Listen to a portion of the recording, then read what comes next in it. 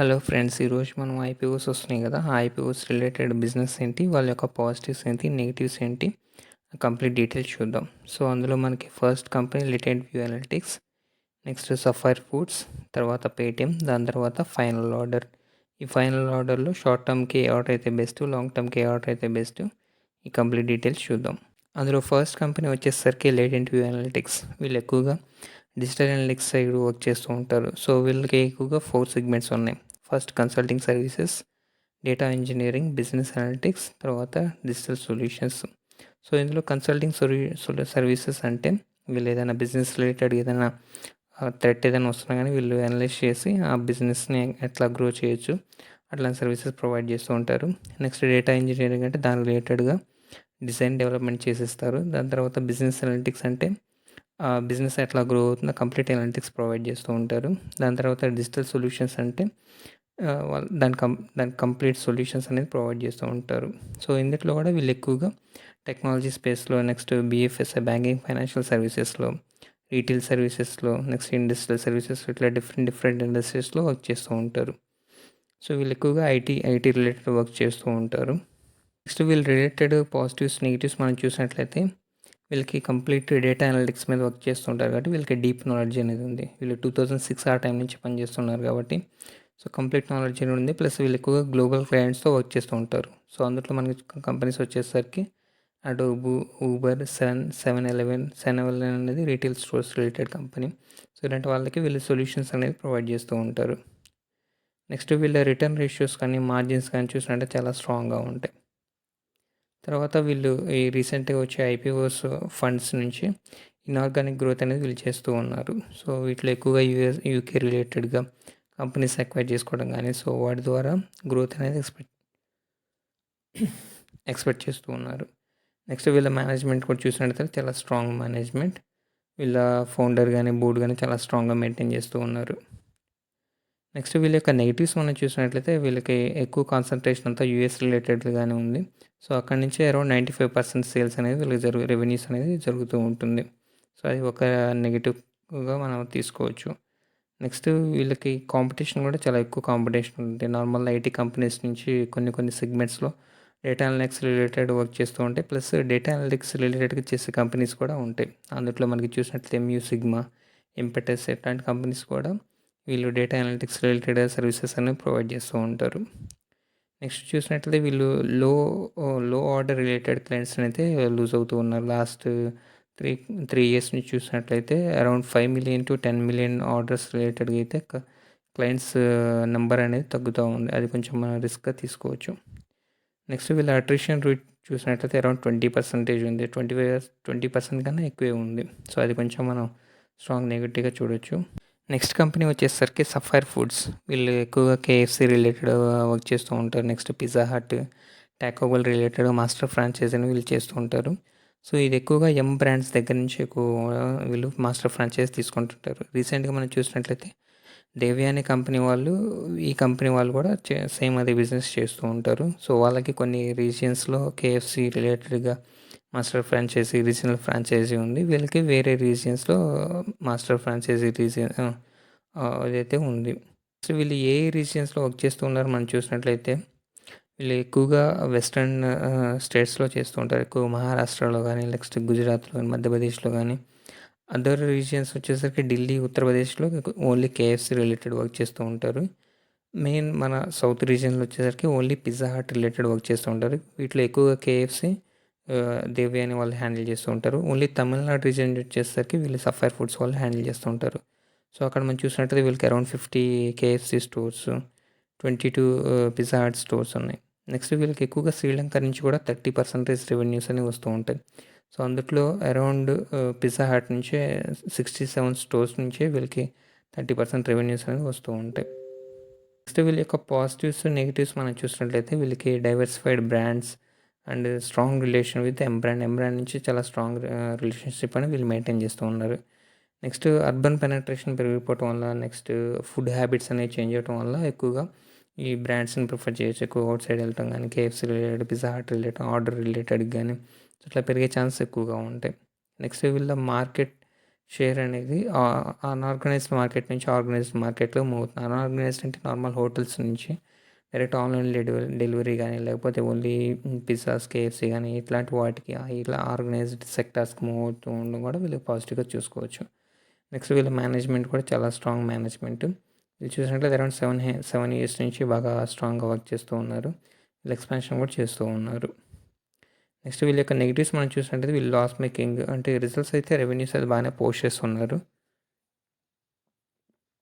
But ఫైనల్‌గా వచ్చేసరికి losses అనేది పోస్ట్ చేస్తున్నారు. సో, అందులో మెయిన్ రీజన్స్ వచ్చేసరికి ఆపరేటింగ్ ఎక్స్పెన్సెస్ పెరిగిపోవటం, నెక్స్ట్ మెటీరియల్ కాస్ట్‌లు పెరిగిపోవటం. సో, ఈ ఎక్స్పెన్సెస్ ఎక్కువ అవ్వటం వల్ల అవి కంటిన్యూస్‌గా లాసెస్‌లోనే పోస్ట్ చేస్తూ ఉన్నారు. నెక్స్ట్ వీళ్ళకి ఎక్కువ కాంపిటీషన్ వచ్చేసరికి other QSR brands like Domino's కానీ, మెక్‌డీ కానీ, బర్గర్ కింగ్ కానీ, సో, ఇలాంటి వాటి నుంచి ఎక్కువగా కాంపిటీషన్ అనేది వీళ్ళు ఫేస్ చేస్తూ ఉన్నారు. నెక్స్ట్ క్లౌడ్ కిచెన్స్ నుంచి కూడా చాలా స్ట్రాంగ్ కాంపిటీషన్ అయితే వస్తుంది. క్లౌడ్ కిచెన్స్ అంటే అది అసెట్ ఓన్లీ జస్ట్ డైనింగ్ కాకుండా ఆర్డర్ డెలివరీ కానీ ఇలాంటి వాటికి ఎక్కువ చేస్తుంటారు. సో, అవి కూడా అసెట్ బిజినెస్ కాబట్టి సో, వాటి నుంచి కూడా చాలా స్ట్రాంగ్ కాంపిటీషన్ వీళ్ళు ఫేస్ చేస్తూ ఉన్నారు. నెక్స్ట్ ఏంటంటే వీళ్ళు ఎక్కువగా స్టోర్స్ని ఎస్టాబ్లిష్ చేయాలి కాబట్టి అక్కడ రియల్ ఎస్టేట్ ప్రైసెస్ కూడా మనం పెరిగిపోతూ ఉంటాం. ఎక్కువ సిటీస్లో చేస్తూ ఉంటారు కాబట్టి ప్రైసెస్ కూడా బాగా పెరిగిపోతూ ఉంటాయి. సో, అది కూడా వన్ ఆఫ్ ద నెగిటివ్గా మనం కన్సిడర్ చేయొచ్చు. నెక్స్ట్ ఇది చూసినట్టయితే కంప్లీట్ ఓఎఫ్ఎస్ ఈ ఇష్యూ ఏదైతే ఉందో ఇది కంప్లీట్ ఓఎఫ్ఎస్ అది కూడా మనం కొంచెం నెగిటివ్గానే తీసుకోవచ్చు. ఫైనల్ థర్డ్ కంపెనీ వచ్చేసరికి పేటీఎం. సో, వీళ్ళు ఎక్కువగా 3 సెగ్మెంట్స్‌లో వర్క్ చేస్తూ ఉంటారు. Paytm payment services, next financial services, next commerce and cloud services. Payment సర్వీసెస్‌లో వచ్చేసరికి యూపీఐ పేమెంట్స్ కానీ, లేకపోతే బిల్ పేమెంట్స్ కానీ, లేకపోతే మనీ ట్రాన్స్ఫర్స్ కానీ, సో, ఇలాంటి వాటిని ఎక్కువగా చేస్తూ ఉంటారు. సో, యూపీఐ పేమెంట్స్‌లో అయితే ఎక్కువగా రెవెన్యూస్ రావు. ఓన్లీ మర్చెంట్స్ రిలేటెడ్‌గా వాటిలోనే ఎక్కువగా రెవెన్యూస్ అనేది వస్తూ ఉంటాయి. నెక్స్ట్ మనీ ట్రాన్స్ఫర్ రిలేటెడ్‌గా వీళ్ళకి పేమెంట్స్ బ్యాంక్ కూడా స్మాల్ ఫైనాన్స్ బ్యాంక్ కూడా పేమెంట్స్ బ్యాంక్ ఉంది కాబట్టి సో, దాని నుంచి కూడా కొంత రెవెన్యూస్ అనేది ఎస్టాబ్లిష్ అవుతూ ఉంటాయి. నెక్స్ట్ వేరే ఫైనాన్షియల్ రిలేటెడ్ చూసినట్టయితే లెండింగ్ సర్వీస్ అని వీళ్ళు ప్రొవైడ్ చేస్తూ ఉంటారు. నెక్స్ట్ ఇన్వెస్ట్మెంట్, ఇన్సూరెన్స్ రిలేటెడ్‌గా పేటీఎం మనీ కానీ సో, ఇలాంటి అప్లికేషన్స్ వీళ్ళు మెయింటైన్ చేస్తున్నారు. Next Paytm money broking services కూడా ఉంది. సో, దాంట్లో నుంచి కూడా కొంత రెవెన్యూస్ అనేది వస్తూ ఉంటాయి. Next commerce and cloud services వచ్చేసరికి టికెట్ బుకింగ్ కానీ, next online commerce related mini applications కానీ సో, ఇలాంటివన్నీ వీళ్ళు మెయింటైన్ చేస్తూ ఉన్నారు. సో, మెయిన్‌గా ఈ 3 సెగ్మెంట్స్ నుంచి వీళ్ళ రెవెన్యూ అనేది జనరేట్ చేస్తూ ఉంటారు. నెక్స్ట్ వీళ్ళ యొక్క పాజిటివ్స్, నెగెటివ్స్ మనం చూసినట్లయితే వీళ్ళకి చాలా స్ట్రాంగ్ బ్రాండ్ వాల్యూ అనేది ఉంది. ప్లస్ సర్వీసెస్ కూడా డైవర్సిఫైడ్ సర్వీసెస్ ఉన్నాయి. సర్వీసెస్ అనేది వీళ్ళు మెయింటైన్ చేస్తున్నారు. సో, ఒక సర్వీస్ నుంచి ఏదైతే కస్టమర్స్‌కి యూజ్ అవుతూ ఉంటాయో అట్లాంటి సర్వీసెస్ వీళ్ళు ఎక్కువగా ప్రొవైడ్ చేస్తూ ఉంటారు. నెక్స్ట్ ఫైనాన్షియల్ రిలేటెడ్ చాలా స్ట్రాంగ్ గ్రోత్ అనేది మనం ఎక్స్పెక్ట్ చేయొచ్చు total India wide. Next internet penetration కూడా బాగా పెరిగిపోవటం వల్ల నెక్స్ట్ పేమెంట్ రిలేటెడ్ సర్వీసెస్ కూడా బాగా పెరిగిపోవటం అనేది ఈ కంపెనీ చాలా పాజిటివ్గా మనం కన్సిడర్ చేయొచ్చు. నెక్స్ట్ ఈ company founder led company but కాకపోతే వీళ్ళు ప్రొఫెషనల్ మేనేజ్ కంపెనీగా కన్వర్ట్ అవుతున్నారు. ప్లస్ వీళ్ళ ప్రైవేట్ ఈక్విటీ ఫర్మ్స్ కూడా చాలా ఎక్కువగా వీళ్ళ కంపెనీలో హోల్డ్ చేస్తున్నాయి. అది కూడా మనం పాజిటివ్గా తీసుకోవచ్చు. నెక్స్ట్ వీళ్ళ ప్లాట్ఫామ్లో చూసినట్టు అరౌండ్ 33 మిలియన్ కస్టమర్స్ అనేది వీళ్ళు ఎక్వైర్ చేశారు. సో, ఆ కస్టమర్స్ నుంచి వీళ్ళు డైరెక్ట్గా క్యాష్ కన్వర్షన్ చేసుకోవచ్చు. బట్ కాకపోతే యాజ్ ఆఫ్ నౌ వీళ్ళకి ఇంకా గ్రోత్ అనేది చాలా ఎక్కువ కనిపించడం వల్ల ఇంకా ఎక్కువ కస్టమర్స్ని ఎక్వైర్ చేయడం వల్ల లేకపోతే వేరే రీజన్స్లో ఎక్స్పాండ్ చేయడం అనేది వీళ్ళు కాన్సన్ట్రేట్ చేస్తున్నారు. సో, అది కూడా మనం చాలా పాజిటివ్గా తీసుకోవచ్చు. నెక్స్ట్ నెగిటివ్స్ మనం చూసేసరికి వీళ్ళు ఎక్కువగా లాస్ మేకింగ్ అనేది చేస్తూ ఉన్నారు. ఎక్కువగా ఎక్స్పెన్సెస్ అనేవి పెరిగిపోవటం, నెక్స్ట్ మార్కెటింగ్ ఎక్స్పెన్సెస్ పెరిగిపోవటం, ఇంకా కస్టమర్స్ని ఎక్కువ చేయాలనుకున్నప్పుడు ఎక్స్పెన్సెస్ అనేది ఎక్కువ పెంచుతూ ఉంటారు. క్యాష్ బ్యాక్లు ఇలాంటి వాటిని ఇవ్వటం కానీ సో, ఇలాంటి వాటి వల్ల ఏంటంటే లాసెస్ అనేది ఫైనల్ ప్రాఫిట్స్ వచ్చేసరికి లాసెస్గా కన్వర్ట్ చేస్తూ ఉన్నారు. సో, అది కూడా మనం కన్సిడర్ చేసుకోవాలి. నెక్స్ట్ వీళ్ళ కాంపిటీషన్ కూడా వేరు వేరు సెగ్మెంట్స్ నుంచి లైక్ పేటీఎం అనే నుంచి అయితే మిగతా మ్యూచువల్ ఫండ్స్ కానీ లేకపోతే పేటీఎం ఈక్విటీ రిలేటెడ్ చూసినట్లయితే జీరోదా కాయిన్ కానీ ఇలాంటివి కానీ నెక్స్ట్ పేమెంట్స్ బ్యాంక్ రిలేటెడ్గా రీసెంట్గా ఫినో పేమెంట్స్ బ్యాంక్ కానీ లేకపోతే అదర్ స్మాల్ ఫైనాన్స్ బ్యాంక్స్ కానీ లేకపోతే మినీ బ్యాంక్స్ కానీ నెక్స్ట్ లెండింగ్ సర్వీసెస్ రిలేటెడ్గా పాలసీ బజార్ ఇలాంటివి కంపెనీస్ ఉంటాం కానీ సో ఇలా సపరేట్ సెగ్మెంట్స్ కూడా చాలా మంచి కాంపిటీషన్ అనేది వీళ్ళు ఫేస్ చేస్తూ ఉన్నారు. నెక్స్ట్ వీళ్ళకి డేటా ప్రైవసీ ప్రొటెక్టింగ్ హ్యాకింగ్ అంటే వీళ్ళు ఎక్కువగా ఫైనాన్షియల్ రిలేటెడ్ ట్రాన్సాక్షన్ చేస్తూ ఉంటారు కాబట్టి సో డేటా అనేది చాలా స్ట్రాంగ్గా ప్రొటెక్ట్ చేస్తూ ఉండాలి. లేకపోతే డేటా హ్యాకింగ్ అని ఇలాంటివి ఏం జరిగినప్పుడు అది కంపెనీ బ్రాండ్ వాల్యూ మీద ఇంపాక్ట్ అవుతుంది కాబట్టి సో అది ఒక రిస్క్గా మనం కన్సిడర్ చేయొచ్చు.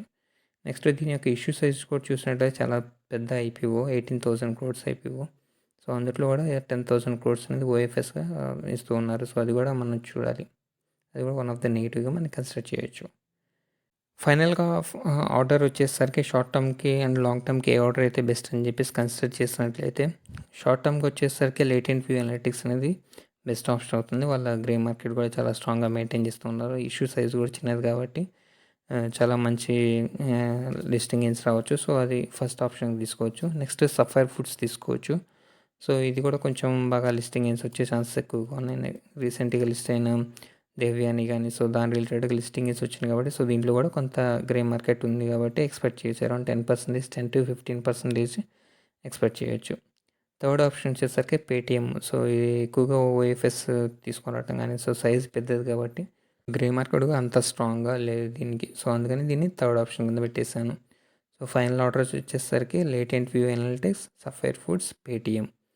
లాంగ్ టర్మ్కి వచ్చేసరికి లేటెంట్ వ్యూ అనలిటిక్స్ అనేది మన ఫస్ట్ ఆప్షన్ కింద తీసుకోవచ్చు. సో ఈ కంపెనీ కూడా చాలా స్ట్రాంగ్గా ప్లే అవుతుంది. ప్లస్ డేటా అనలిటిక్స్ రిలేటెడ్గా చాలా యూజెస్ ఉన్నాయి కాబట్టి వీళ్ళు గ్రో అయ్యే ఛాన్సెస్ కూడా చాలా ఎక్కువగా ఉన్నాయి. ప్లస్ ఇది ఎక్కువగా ప్రాఫిట్ మేకింగ్ కంపెనీ కాబట్టి సో ప్రాఫిట్స్ జనరేట్ చేస్తున్నారు కాబట్టి అది కూడా మనం చాలా పాజిటివ్గా తీసుకోవచ్చు. సో అందుకని లాంగ్ టర్మ్ కూడా మనం హోల్డ్ చేయొచ్చు. కాకపోతే ఆ రిస్క్ని మనం చూసి దాని తర్వాత ఇన్వెస్ట్ చేయాలి. నెక్స్ట్ పేటిఎం కూడా మనం సెకండ్ ఆప్షన్ కింద తీసుకోవచ్చు. సో ఫ్యూచర్లో కొంచెం ఫైనాన్షియల్ రిలేటెడ్గా గ్రోత్ అయితే చాలా స్కోప్ ఉంది. సో వీళ్ళు ఎలా కన్వర్ట్ చేస్తారో చూస్తూ ఉండాలి. బట్ లాంగ్ టర్మ్గా అయితే మనం ప్రిఫర్ చేయొచ్చు. బట్ కాకపోతే రిస్క్లు అనేది అర్థం చేసుకోవాలి. ఈ టెక్నాలజీ రిలేటెడ్ వాటికి అయితే మనకు కొంచెం రిస్క్లు అయితే ఉంటాయి. వాటిని కన్సిడర్ చేసుకొని ఇన్వెస్ట్ చేయాలి. థర్డ్ ఆప్షన్ వచ్చేసరికి సఫైర్ ఫుడ్స్.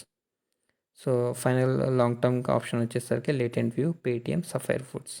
ఇప్పటిదాకా నేను చెప్పిన ఎక్స్ప్లెనేషన్ నచ్చినట్లయితే వీడియోని లైక్ చేయండి. మీ ఫ్రెండ్స్కి ఎవరికైనా ఉపయోగపడుతుందంటే వీడియోని షేర్ చేయండి. ఇంకా మీకు ఏదైనా స్పెసిఫిక్ స్టాక్ రిలేటెడ్ డౌట్స్ ఉంటే కింద కామెంట్ సెక్షన్లో పింక్ చేయండి. Thank you.